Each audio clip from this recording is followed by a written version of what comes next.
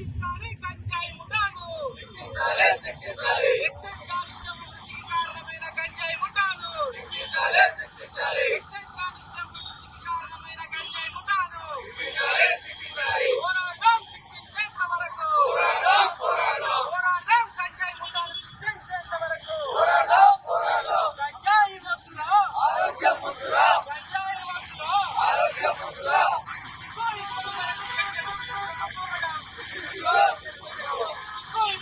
గంజాయి ముఠాపై చర్యలు తీసుకోకపోవడం, పోరాటం గంజాయి ముఠాను కఠినంగా శిక్షించేంత వరకు. 23న నిజామాబాద్ జిల్లాలోని అక్కడ ఉన్నటువంటి ఎక్సైజ్ డిపార్ట్మెంట్ వాళ్ళు అక్కడ గంజాయి వస్తుందని చెప్పేసి, ముఠా వస్తుందని చెప్పేసి అక్కడ తనిఖీలు చేస్తా ఉంటే అక్కడ ఉన్నటువంటి ఎక్సైజ్ కానిస్టేబుల్ సౌమ్య చాకచక్యంగా వాళ్ళను చూసి వెనకే వెంబడించిన పరిస్థితి అక్కడ చూస్తా ఉన్నాం. అక్కడ వెంబడిస్తున్నటువంటి సౌమ్యపై ఈ రోజు గంజాయి దుండగులు కారు ఎక్కించినటువంటి పరిస్థితి నిజామాబాద్ జిల్లాలో ఈ తెలంగాణ రాష్ట్రంలో ఏర్పడతా ఉన్నది.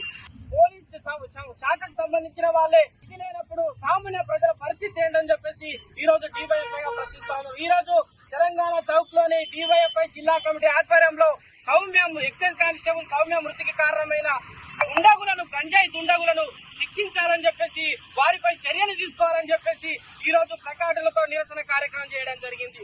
ఈ రోజు తెలంగాణ రాష్ట్ర ప్రభుత్వం గంజాయికి వ్యతిరేకంగా, డ్రగ్స్ వ్యతిరేకంగా చాలా కార్యక్రమాలు చేస్తున్నామని చెప్పేసి ఈ రోజు ప్రగాఢాలు చెప్తున్న పరిస్థితి ఉన్నది. కానీ ఇప్పటి వరకు కూడా మహారాష్ట్ర నుంచి, ఛత్తీస్గఢ్ నుంచి, రాష్ట్రాల నుంచి ఈ రోజు గంజాయి సరఫరా అవుతున్నటువంటి పరిస్థితి తెలంగాణ రాష్ట్రంలో ఉన్నది.